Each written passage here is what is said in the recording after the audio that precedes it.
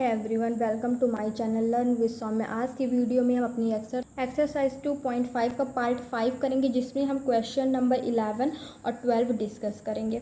तो सबसे पहले हम अपना 11 नंबर क्वेश्चन देखते हैं। हम अपना 11 नंबर क्वेश्चन देखें तो हमें दिया गया 27x³ + y³ + z³ - 9xyz। अब यहाँ पे अगर हम देखें तो 27x³ को क्या हम 3x का क्यूब लिख सकते हैं? बिल्कुल लिख सकते हैं। y³ है तो उसे हम y³ ही रहने देते हैं प्लस z³। अब इसे हम देखें 9xyz को, तो इसे हम क्या लिख सकते हैं? इसे अगर हम 3 लिख दें, 3 ये इस तरीके से लिख दें, तभी तो हमें यही मिलेगा 3 × 9 और xyz, तो हमें इसे फॉर्म में लिख सकते हैं। अब यहाँ पे हमें एक आइडेंटिटी बनती हुई देख रही है। हमने एक आइडेंटिटी पढ़ी हुई है जो कि होती क्या है, a³ + b³ + c³ - 3abc। और ये आइडेंटिटी होती है, जब इस आइडेंटिटी को हम ओपन करते हैं तो इस आइडेंटिटी जो होती है वो a + b + c a bracket में होता है, और दूसरे ब्रैकेट में a² + b² + c² - ab - bc - ac होता है। हमें आइडेंटिटीज़ लर्न होनी चाहिए, हम तभी आइडेंटिटी बेस्ड क्वेश्चन सॉल्व कर पाएंगे। अब यहाँ अगर हम इसे अपनी आइडेंटिटी से कंपेयर करते हैं अपने क्वेश्चन को, तो a की वैल्यू हमें 3x दिख रही है, b की वैल्यू हमें y दिख रही है, और c की वैल्यू हमें z दिख रही है। अब इसे हम अपने आइडेंटिटी में क्या कर देते हैं, पुट कर देते हैं। तो सबसे पहले ब्रैकेट में है a + b + c। a है हमारे पास 3x, b है हमारे पास y और c है हमारे पास z। नेक्स्ट ब्रैकेट में है a², तो 3x का स्क्वायर करेंगे तो हमें 9x² मिलेगा, प्लस b² है तो b का स्क्वायर मतलब y का स्क्वायर हम करेंगे तो y² मिलेगा। नेक्स्ट है हमारे पास c का स्क्वायर मतलब प्लस z का स्क्वायर करेंगे, माइनस ab का प्रोडक्ट होता है तो 3x का आप y के साथ प्रोडक्ट करेंगे तो 3xy मिलेगा, माइनस bc का हम प्रोडक्ट करेंगे तो हमें yz मिलेगा, माइनस ac का प्रोडक्ट हम करेंगे तो हमें 3xz मिलेगा।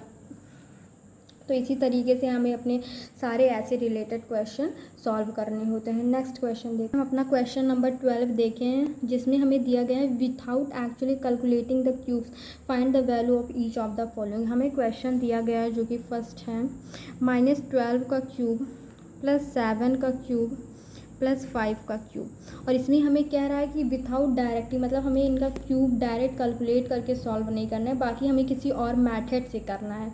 तो आइए हम समझते हैं इसे। अगर हम अपने क्वेश्चन को देखें तो इसके पहले ऊपर जो हमने एक आइडेंटिटी पढ़ी हुई है a³ + b³ + c³ - 3abc।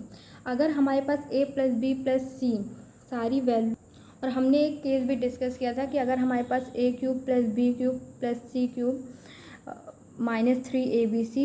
- 3abc हमने अपनी एक आइडेंटिटी पढ़ी हुई है a³ + b³ + c³ इक्वल होता है 3abc के।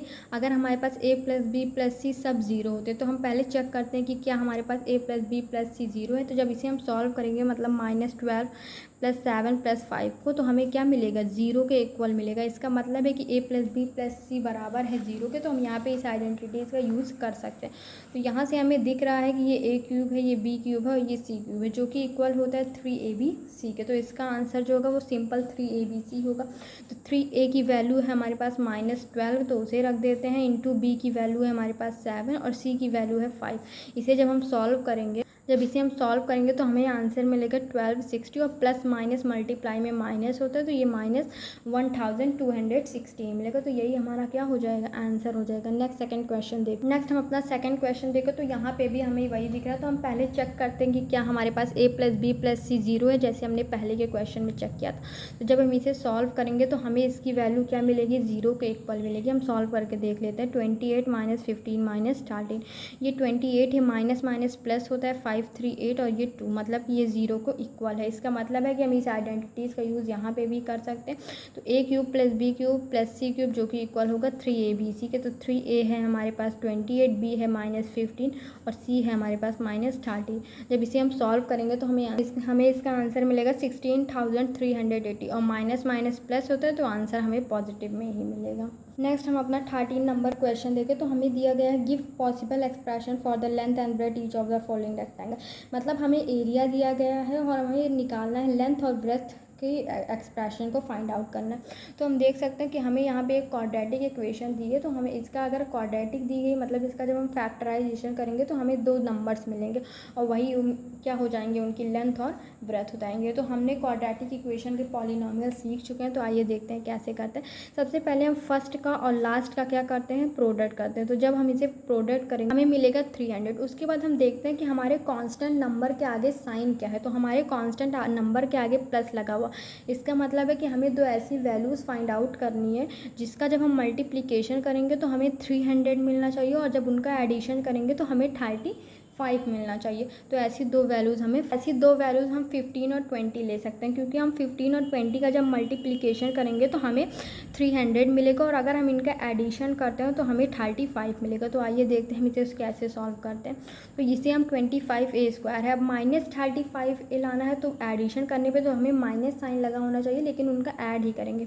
तो अगर हम -20a और -15a करते हैं +12, तो 20 और 15 का जब आप मल्टीप्लिकेशन करेंगे तो आपको 300 मिलेगा, लेकिन माइनस माइनस प्लस होता है, तो जब आप इनका एडिशन करेंगे तो आपको -35a मिलेगा।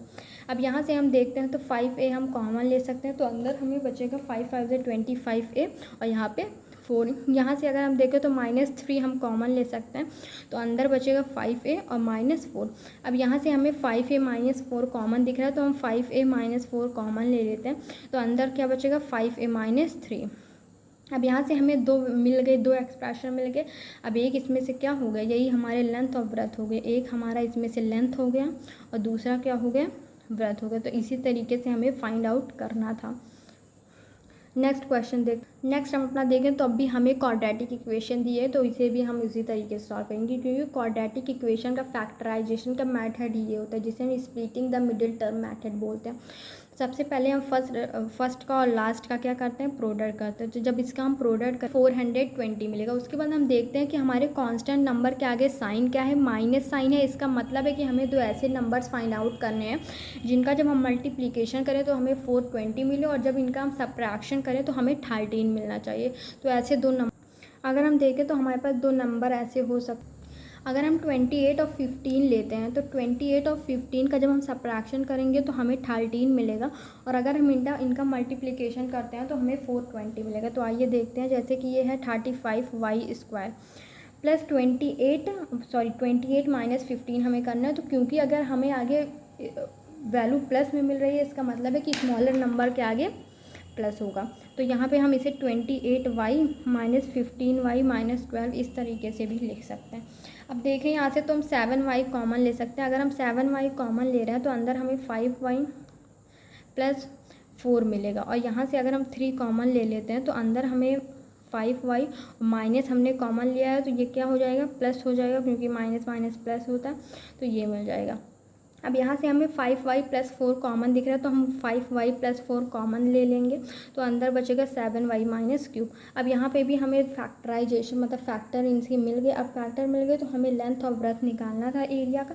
तो एक क्या हो गया, इसमें लेंथ हो गया और दूसरा क्या हो गया, ब्रेथ हो गया। तो यही हमारा क्या हो गया, आंसर हो गया। इसी तरीके से हमें क्वाड्रेटिक इक्वेशन का फैक्टराइजेशन करना होता है। आई होप आपको वीडियो हेल्पफुल लगी होगी। आज हमने अपनी एक्सरसाइज 2.5 पॉलिनॉमियल चैप्टर की पूरी तरीके से कंप्लीट कर ली है। अब हमारा पॉलिनॉमियल चैप्टर भी पूरी तरीके से कंप्लीट हो चुका है। आगे हम अपने नए चैप्टर को समझेंगे, पढ़ेंगे। अगर वीडियो हेल्पफुल लगी तो चैनल को लाइक करें, सब्सक्राइब करें और शेयर ज़रूर करें।